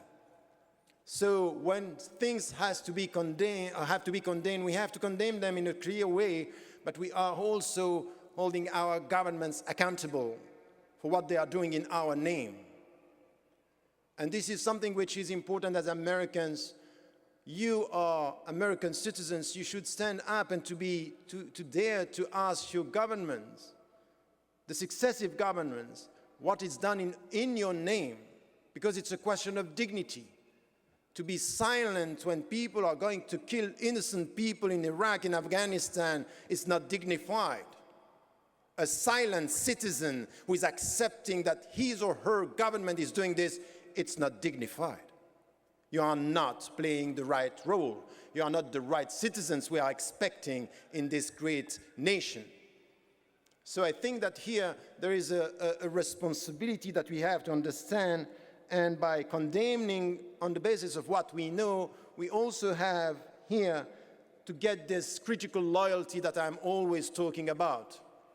The critical loyalty is now, after 10 years, and I said this very quickly after September 11. Remember, it was, I was at an ISNA convention, it was, I think, in 2002, and I saw Muslims coming with a stamp here, proud to be a Muslim. I'm saying, I'm sorry, I don't like that. Proud to be a Muslim is not a stamp that you have on your heart, it's a light that you have in your heart. And you don't have to show it in that way. No, no. Please. So here the point is to be proud to be a Muslim is first, psychologically speaking, to stop being on the defensive. To stop reacting. It's to say, okay, I condemn, now I have also to build for the future, and to stop being defensive is to be critical, is to get this, to show this critical loyalty to your country. That yes, and I'm an American, I am a Muslim American, I'm an American Muslim, I'm part of this society. Now what I want is the better for my society, my contribution first, and then I'm not going to pass, the rest of my life to tell you that I'm a good one, that I'm a moderate. which was some at the highest level of your governments and even among politicians in this country, a moderate Muslim is a Muslim without Islam. So it's someone who is ready to sell out everything. I think that you have to be serious about that. And you understand implicitly in everything that I am saying here, it's a question of, never divorce compassion from courage. Compassion is about effort and courage. It's not about, just, pity and disappearing and being invisible. No, it's not that at all. This is the wrong understanding of what compassion is all about. So here, it's this critical loyalty. It's also to reject anything which has to do with you are with us or against us. From the very beginning, we heard this from George W. Bush. It was clear in his mouth. It's still implicit in many, many ways in your country. You should show that you are with us or against us. And I'm sorry, you can be against both. I'm against the people who killed in New York or Washington. I'm against the people who are killing in Afghanistan, in Iraq. I'm against the people who are killing in Libya. I'm against the people who are killing civilians by definition. So I can be against you and against the people who are talking in the name of my religion. So the point here is really to be clear. I don't belong to a camp. I belong to principles first. And if my country is doing wrong in the name of my principles, in the name of critical loyalty, I should stand up and say to my government and to the people, that's wrong. And I will do exactly the same with Muslims, because this is what the Prophet ﷺ taught us from the very beginning. Help your brother or your sister when he's right or when he's wrong. And the way you help your brother when he is wrong is to stand up and to prevent him or her from doing wrong. That's Islam. And it means straight away that you have to make your mind, you have to be aware, you have to think, not only to be driven by emotion. Oh, it's because it's a Muslim. Even it's even deeper than that, that Allah subhanahu wa ta'ala and the Prophet ﷺ is telling us, it's very deep. Because we are in a spiritual communion, I should use my mind to get al-furqan, to see beyond our brotherhood why you are wrong and why we should change. Al-furqan, the discernment, which is the way you look with your eyes, with the light of your heart, using your mind. So this is it. This is where we are using this critical loyalty. And then there is something also which is, as I said, yes, we have to condemn what happened, and this has been done now over the years. But you also have to be clear on anything which is done, and critical loyalty is to say, once again, it's to show concern for the domestic policies as well as to the foreign policies. Because I'm sorry, if we want to work for peace, we need the courage to talk about the causes. When you kill innocent people, when you make me feel that the blood of an Afghani guy, the blood of the Palestinians, the blood of the Iraqis, the blood of the Arabs is less valuable than the blood of the Americans, you can't get peace with this. You are not going to get it. Our blood are equal. This is humanity. We are talking about humanity. We are talking about, something which has to do with human rights, something which has to do with the basic feeling that we are equal. One humanity before God is one humanity in the way we value the blood of our brothers and sisters in humanity. And if there is a sense that there is something wrong, you will get wars and reactions and rejections out of this. And the last thing, which it's part also of this critical loyalty here, it's also to get it right. Over the last 10 years, and even when I was banned from this country, I keep on repeating that one of the first who come on my side, John Esposito, who left now, he was very quick to come. To tell you the truth, I saw many Muslims forgetting me when I was banned. Courageous one. You are my brother when you don't have problems. But if you have problems, I'm going to forget about you. And I got some non-Muslims, some people of other faiths, even atheists, agnostics, people who are saying, I don't believe in God, who were courageous enough to say to their own government, that's wrong. What you are doing is not the way forward. So we are not alone. It's not Muslims against other or Muslims together, united among, and what I heard from since this morning is exactly this message. We agree on that we have many voices that are coming together. And I'm not, I'm very strong about the Israeli policy. I'm very strong. I don't like it. I don't like that government. I don't like what they are doing now. I don't like that they are using what is happening at the so-called Arab Spring, the Arab uprisings, while they are still oppressing Palestinians. But I can tell you something, that I met so many Jewish brothers and sisters in humanity standing and saying, in the name of justice, we are going to be with you. So I'm not confusing, and it's wrong. Anti-Semitism is anti-Islamic. To criticize Israel as a state is legitimate, but to look at the people around us, and you will find Jewish Americans, they are standing for justice, and we have to show our respect. As much as we have to show our respect towards Muslims that are doing the same, or Christians that are doing the same. Now, having said that, we come to what is our problem, and how we're going to solve that, how we can move ahead. And as I was telling you, I just wrote an article on my website, and I got some reactions that are quite disturbing about daring to be free. My point today, when I speak about September the 11th, 10 years later, is really to ask and to say, not only to the Muslims, but also people of other faiths, it's time also for us to dare to be free. And to ask ourselves, what is this freedom that we are talking about? Beyond, being on the defensive, apologetic, we have to stop being apologetic about our faith, our values. That's over now. We have to come with something which is a liberation process. But the liberation process, it's manifold. It's multidimensional. It has to do with spiritual liberation. It has to do with psychological liberation. It has to do with intellectual liberation. It's many dimensions here that are needed.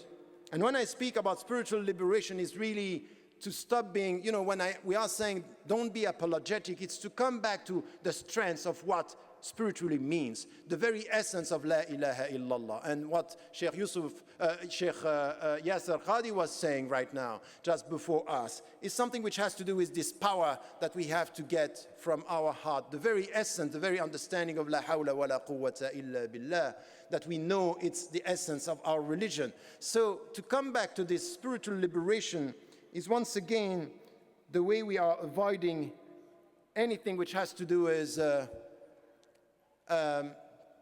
following our emotions, and to come to, okay, let us come and try to work on ourselves, to work on our heart, to work on our being, to understand, why do you think that we are fasting, that we are praying? It's all about this. It's to come to this very strong personality, to understand the very meaning of liberating ourselves from emotions, from something which has to do with this shirk al-khafi, the hidden association, that we have to get rid of that. So this is something which it's important. Spiritual liberation is something which, by essence, is giving every one of us autonomy, independence. That you come back to yourself and you are autonomous. You understand the meaning of a taklif, that Allah subhanahu wa ta'ala is talking to you. How do you use your mind? How do you use your heart? How do you use your wealth? How do you use your time? And I'm quite worried about things that I'm seeing now in the West, even in the United States of America, and the way we are dealing with new trends of Sufism. Be careful. Sufism is Islam, is the heart of Islam. But there is something which is quite important. Spirituality is not to come back with a wrong understanding of what the tradition is all about. Look at the people who were around the Prophet ﷺ. They were all very, very bright, very, very independent, full of respect towards the Prophet ﷺ, but when it came to take decision, they knew how to take a decision. They had a brain. They were using their mind. And we see today some of our scholars pushing, even in the West, some of you to come back to something which is a childish attitude, to think by proxy. Because you are the sheikh, I'm going to rely on you. I'm sorry. Al-Hubab ibn Mundhir, when he came in Ghazwat Badr, and he saw the Prophet ﷺ coming with a strategy in a situation of war, he came to him and he asked him, look at this, a companion talking to whom? Not to me, to the Prophet ﷺ, say, is this coming from God? Look at just the way he was courageous enough to come to the Prophet ﷺ. I have a question. Is it coming from God? Because if it's coming from God, ala sama wa ta'a, I'm not going to talk. But if it's coming from your mind, I have something to say. You had scholars, companion coming to the Prophet ﷺ, challenging his thoughts, his strategy. And now in the United States of America, in Europe, we have followers of some shuyukh. They don't use their mind. You know what? There is one condition for al-murid to follow a murshid. Someone who is in the Sufi circle, there is one condition. I'm ready to kiss your hand as long as you protect my heart from worshiping you. I'm not going to worship you. By Allah, it's wrong. To put my mind in your mind is wrong. Because the only way I'm going to help you, my sheikh, is to have my mind looking at yours. This business of having childish attitude, I saw things, I'm sorry to tell you, I saw things in the way the people are following shuyukh that are very worrying. It's very emotional. It's not spiritual. It's not. Because spirituality, spiritual liberation is, help me to be autonomous. Help me to think without you. Help me to pray without you. Help me to walk without you. Help me to be independent, because one day you are not going to be here. I'm facing Allah alone. Help me. But if you are asking me to almost worship you now, where does it come from? Give me one example of one sheikh accepting this. And the responsibility of the shuyukh, if when you see this with the followers, your responsibility is to tell your followers, no, not that way. Not that way. That's not the right way. I am a teacher and I am your servant. I am a murshid, but I serve the murid, because we all serve Allah subhanahu wa ta'ala. And I'm saying this because if we are dealing with this serious issue that we don't want to be agitated Muslims and activists only, we want to talk about spirituality, let us talk about true spirituality. Not this kind of, we come back to the tradition and we are confusing everything. Because someone is coming from the Arab world, someone is speaking Arabic, we start to worship this. Who told you that it's enough to speak Arabic to be a good Muslim? Who told you that? The good Muslim is with his heart. Allah subhanahu wa ta'ala is not looking at the way you talk when you speak Arabic. It's the way you talk with your heart, with the very essence of the Islamic principles and values. So this is something which here, it's essential in our understanding as Muslims. It's really to come to this. And I'm worried, I can tell you.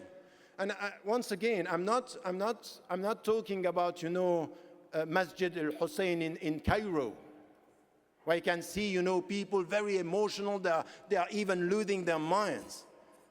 I'm talking about the United States of America. I'm talking about people that I have seen in Canada, in the States, in Europe. People who have PhDs that are ready to give everything because they are following a sheikh. Losing their mind without understanding what it means to be spiritually independent. Now, the other thing which is important is the psychological liberation. Because we are under siege, it's a psychological war. I don't know if you read what was published in the New York Times about the people who are behind all this business against the Sharia bills. You know what they are saying? And I said it before. I said it when I was facing this in Switzerland and in France. They don't care about succeeding, in fact. The point is not to succeed to have the bills done. It's to create an atmosphere. It's the climate. It's to spread around something. There is a problem with Muslims, and you end up having more than 70% of the Americans thinking that you are a problem. So they are sending just a message. You succeed or you fail, you succeeded. Even if you fail in law and the legal dimension, it's a success. Why? Because the atmosphere is there. There is a problem. Now, when you deal with this, you have to use your mind. And you have to understand it's psychological that you are under siege. Sometimes you think about it, but you end up still being on the defensive. And then you have to think, how am I going to go beyond that? And you come back to the Quran. كما أرسلنا فيكم رسولا منكم يتلو عليكم آياتنا ويزكيكم ويعلمكم الكتاب والحكمة. Look, the relationship here that Allah subhanahu wa ta'ala sent messengers from you, in you, to do what? التزكية والعلم. التزكية, spiritual liberation, and bright with your mind. You think. Because one is helping the other. The more you think, the better you are protected with your heart. And the better you work on your heart, the better you are going to think. And this is what the spiritual teaching is this. رَآهَا مَنْ رَآهَا. You look at things with your mind and with your heart, but you need to work on this psychological liberation. And the psychological liberation is a stand, is a dignified attitude that you need to have. At the beginning of the revelation, what we got is واصبر على ما يقولون واهجرهم هجرا جميلا. So be patient, perseverant, endurant with what they are saying. They are going to attack you. But it's not only to be patient. واهجرهم is take a distance, but not in any way. Jamil, with dignity. It has to be beautified. It has to be, you need to take a stand. You need to have something which is an attitude, a noble attitude, dignified attitude. And you can get this psychological liberation when you work on the spiritual liberation. Because the first attitude is really don't let the people decide the way you have to react. When they are nervous, you are nervous. When they attack, you attack. No. وَعِبَادُ الرَّحْمَنِ الذين يمشون على الأرض وإذا خاطبهم الجاهلون قالوا يا سلام قالوا سلاما. So you don't decide my reaction. I decide because this is my psychological liberation. I'm free. And I dare to be free.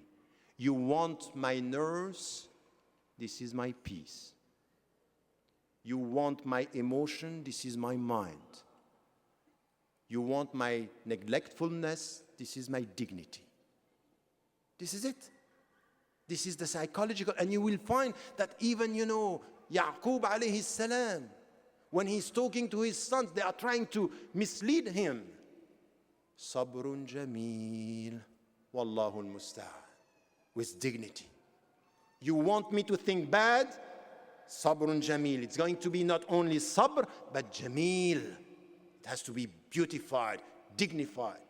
Think about this. Think about this psychological attitude. When you think about this, it's the way you react. No, it's the way you act. It's the way you behave. This is where you are becoming full of dignity. And as it was said, Imam Zaychak said it this morning, ادفع بالتي هي أحسن. الأحسن is the best way. It's respond with the best way. وَجَادِلْهُمْ بِالَّتِي هِيَ أَحْسَنُ. Talk to them in the best way, the substance and the form. This is the psychological liberation. But we all agree on that. It's important to work on this, and this psychological liberation is part of what we have to do. Thank you. Now, there is one dimension, which is the intellectual liberation, which is important in our way of dealing with all this. And this is where we keep on repeating this. The intellectual liberation, it's to learn. And it was said, I don't think that we are doing enough to get the right understanding of our religion. And once again, you can go to Muslim, I did it myself. All the ijazat I got were coming from Muslim majority countries because I had nothing in the West. I went there, I spent time, and this is where I got all that. But now it's time for all of us, and it started what Imam Zaid Shakir, Imam Sheikh Hamza Yusuf, and others are doing in the country, and so institutionalizing our presence. We need institutions. We need to teach. We need to learn here. We need to get it from here, in our language, in our cultural language, in our intellectual cultural language. It has to be American. It has to be Islamic and American. This is why I don't speak about Islamic culture. I always qualify the culture when I put Islamic. So it's Islamic American culture. But Islamic culture doesn't exist per se. Islamic American culture. And even in American cultures. And exactly the same in Africa. There is not Islamic culture. And this was a discussion that I had even with Shuyukh. One of the points on which we disagreed with Sheikh Yusuf al-Qaradawi was about this. With all due respect, Sheikh, I don't agree on that. You think that الثقافة الإسلامية واحدة? I think no. There is no such a thing as ثقافة واحدة. ثقافات, and I qualify the cultures to put Islamic on it. So Islamic as to the principles, American as to the culture itself. So it's a diversity, and this is where we need to get this intellectual liberation, understanding our religion in the light of our culture. And then to understand is not only to get knowledge, it's to understand. Stop worshiping the quantity, but follow the quality of knowledge, which is adapted. You know the principles and you know the environment. And this is why you need to read much more about the environment, the society. We have a project coming in.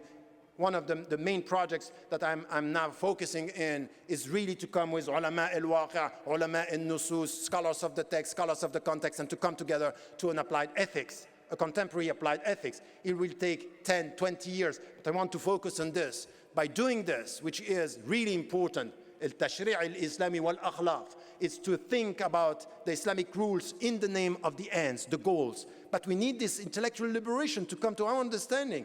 No one is going to make it in America if the American Muslims are not going to be involved in this. And it's serious. It's not only 10 years later to come and to speak, we are people of peace. I don't care. To tell you the truth, I don't care. I prefer to be and to show that we are people of knowledge, because with knowledge comes peace. But no peace without this knowledge that is so necessary. So come as people of knowledge, take all, and don't be childish. Just dare to speak and say what you think to your scholars, as I said.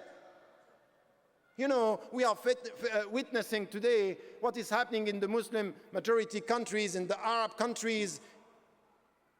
You know, in Tunisia, in Egypt, the people going in the streets and saying, we are not going to give up, we want you to go out of there. And they succeeded. It's still unsettled. Be careful, be cautious. I'm cautiously optimistic about what is happening there. I'm just writing a book now about Islam at the time of the Arab uprisings. And all the facts that I'm gathering are worrying. Lots of things are happening that we have to be very aware of. It's not as easy as that. But at least we have to be on the side of the people. But when you have scholars, Muslim scholars, telling us that in the name of Islam it's wrong to protest. Look, it's wrong to kill innocent people. But if I go to the streets with no weapons and I say to the dictator, get out of here, this is Islamic. Don't tell me it's not Islamic. Don't tell me it's not right. So even when I heard, you know, he was my teacher, and with all due respect, Sheikh Ali Goma, what you said to the people that they cannot be in the streets in Egypt, that they have to go back to the mosque, I'm sorry to tell you I disagree. And it's my right to disagree. With all due respect to your knowledge, I don't agree with your opinion. And your opinion is a worldly opinion. It's not a fatwa. Don't make a fatwa. Don't make it, With all due respect, when the people in Syria are now in the streets, they are killed, they have no weapons, they have no help, and you hear the voice of Sheikh Saeed Ramadan al-Bouti saying that this is not Islamic, I'm sorry, with all due respect to your knowledge, I am on the side of the people who are in the streets in Syria saying to this government it's wrong. And this is my help to the shuyukh. If you are shuyukh, you have to listen to what the people have to say, but don't confuse your religious opinion and fatwa with political stand that are your personal opinions. But don't clap. It's easy. You know, clapping and to show that you are courageous in this room today, it's easy. It's too easy. Stand up and be able to say that. Be able to show that you are ready. This is your intellectual liberation, is to know, to read, to get your own opinion and to say it with all due respect. Even, you know, we learned this even when Musa alayhi salam wa Harun was sent. وَقُلَا لَهُ قَوْلًا لَيِّنًا, with all due respect, with soft voice, but with clear understanding. So this is something that I want to repeat here. It's part of the intellectual liberation that is needed, and it means that intellectual liberation comes with courage. I kept on repeating this. Courage is what is needed to be free from this pressure, the psychological pressure, the emotional driven attitude, and to come to a better understanding. And my last words here when it comes to all this is to understand, and I repeated this, that we have lots of people with whom we have to work now. We need to get rid of this victim mentality and this ghetto mentality and to come. You have political parties, you have institutions in this country. You have people who are ready to work with you, not only one or two. We have intellectuals, we have Karen Armstrong, John Esposito, and many others who came and I wrote the name, I'm sorry, I forgot. You were with us this morning. Cordell, yes, and we talked just before, and what you were saying and the way you were saying it, it's the way we have to work together. Now, it's beyond that. It's you in your daily life with your fellow citizens, with your fellow Americans, to be involved in all this discussion in your institutions. It's to come together and to be clear, I'm not begging for your support. I'm asking you to be human beings, to stand by your principles. And then I'm not asking you to be kind. And the problem with the Muslims is that when they see someone who is kind with them, the first question is she a Muslim?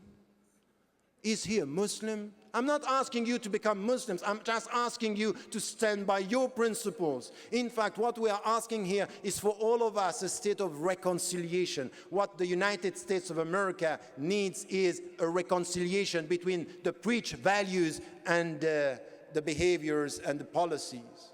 Reconcile the country. You are means of reconciliation.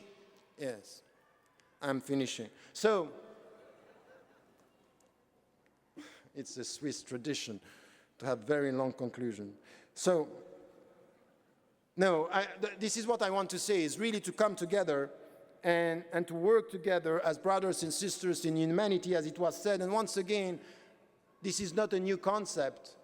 Sheikh Imam al-Nawawi was using this when he was talking about the hadith which was quoted by Karen Armstrong straight before, is لا يؤمن أحدكم حتى يحب لأخيه ما يحبه لنفسه. So you are not going to complete your faith if you don't like for your brothers and sisters in humanity. This is the way he was looking at it. If you don't want for them what you want for yourself. So this is where, as Muslims, we need to come to a better understanding of our involvement, to come with others that are struggling, to be part of the social fabric of this society, social justice, anything which has to do with social activities and social justice. All this, you have to be part of it. Your answer to the 11th September is not to talk about the 11th September, is from now on to talk about all the other things that are wrong in this country. Now stop talking about this. Stop talking about this. Just now talk about social justice, equality, freedom, women, racism, xenophobia. This is where you have to be. The best answer to this question is to answer with other responses on the field, on the ground, as citizens and American citizens. This is where you have to do, and this is the way we have to do it. And this is the way we need to go for reconciliation. Imam Siraj Wahhaj said something which for me is very dear to my heart, and I want to come with the last word on that. He had been talking about love, and he was talking about the poor people. That at the end of the day, I completely agree with this. You are going to be a great contribution to this country the way you are going to look at the poor, the marginalized in this country. Because this country is not in a good health. This country is a very bad health. The situation in this country is bad. And you need to look at the people who are the more disenfranchised and the people who are facing racism, poverty, and they are on the margin of the society. And at the end, this is exactly what it is all about. You remember Abu Dhar? Abu Dhar was very strong against the powerful. And once he wanted power, and the Prophet ﷺ tell him, Ya Abu Dhar, innaka da'if, innaha amana, wa innaha yawma al-qiyamati khizyun wa nadama. Abu Dhar, you are weak, and this is a trust.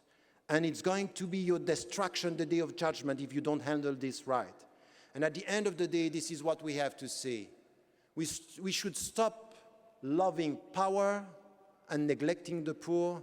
It might be that the way towards success is to love more the poor and to face power. Wallahu a'lam wa a'la wa ahkam. Wassalamu alaikum wa rahmatullah.